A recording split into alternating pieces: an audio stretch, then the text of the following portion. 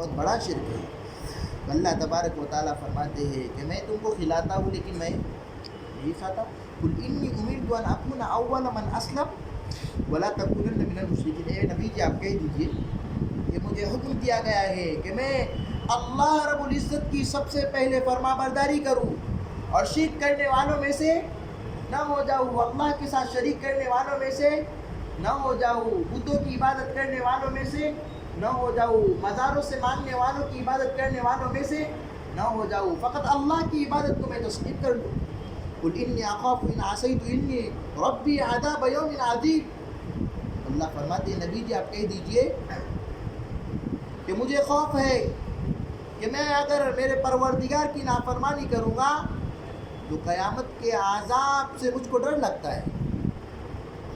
اللہ کے نبی فرماتے ہیں کہ اگر میں بھی نافرمانی کروں گا اللہ کی جس نے مجھ کو پیدا کیا، میں اگر شرک کروں گا اس اللہ کا جس نے مجھ کو پیدا کیا، جس کا انعام ہے اکرام ہے تمام تعریف کے لائق ہے، جس نے کھلایا پلایا، اگر اس کے ساتھ میں شرک کروں گا تو مجھ کو بھی عذاب دیا جائے گا قیامت میں۔ جناب رسول اللہ صلی اللہ علیہ وسلم فرماتے ہیں من یصرف عنہ یومئذ فقد رحمہ وذلک الفوز المبین۔ انشاءاللہ بقیہ جو چیزیں اللہ تبارک و تعالیٰ اپنی وحدانیت کا اقرار کراتے ہیں ادھر کہ ہر چیز فانی ہے اور فقط اللہ کی ذات باقی ہے، اللہ کا کوئی شریک نہیں، اللہ واحد ہے، قہار ہے۔